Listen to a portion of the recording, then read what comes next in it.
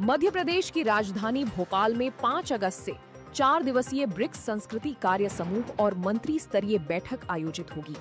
इसमें ब्रिक्स देशों के संस्कृति मंत्री, प्रतिनिधि और कलाकार शामिल होंगे। सर्वे भवन्तु सुखिनः थीम पर आयोजित इस कार्यक्रम में संस्कृति, लोक कला और आपसी सहयोग पर चर्चा होगी। FSSAI ने कई कंपनियों पर बड़ी कार्रवाई की है।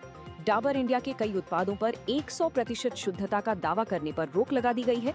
इनमें शहद, सेब का सिरका, नारियल तेल, तिल का तेल, गाय का घी, नारियल पानी और नारियल का दूध शामिल हैं। वहीं त्रिपुरा की मातृ ड्रिंकिंग वाटर का लाइसेंस निलंबित कर दिया गया है।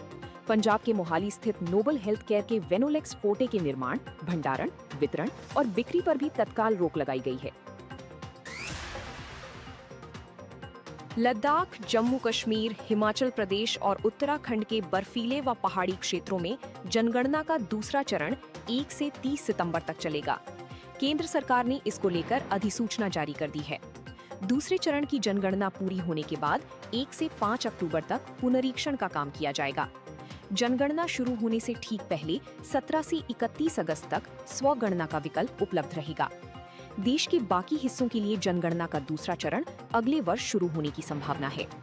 इस बार जनगणना के दौरान जाति से संबंधित विवरण भी एकत्र किए जाएंगे। अरुणाचल प्रदेश की ग्लॉ झील को भारत का 101वां रामसर स्थल घोषित किया गया है।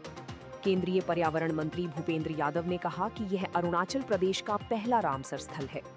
उन्होंने इसे जैव विविधता, जल संरक्षण, जलवायु सुरक्षा और सतत आजीविका की दिशा में बड़ी उपलब्धि बताया। पूर्वी हिमालय में स्थित यह स्वच्छ जल की झील जैव विविधता का महत्वपूर्ण केंद्र है। इसके आसपास घने वन हैं, जहां पेड़ों की 150 से अधिक और ऑर्किड की 49 प्रजातियां पाई जाती हैं। ईरान और अमेरिका के बीच कूटनीतिक बयानबाजी तेज हो गई है। ईरान ने कहा है कि होर्मुज जल डमरू मध्य में जहाजों की सुरक्षित आवाजाही सुनिश्चित करने के लिए वो अमेरिका नहीं बल्कि ओमान के साथ बातचीत कर रहा है। ईरान के विदेश मंत्रालय के प्रवक्ता इस्माइल बघाई ने कहा कि जल डमरू मध्य की मौजूदा स्थिति अमेरिका और इजरायल की सैन्य कार्रवाई का नतीजा है।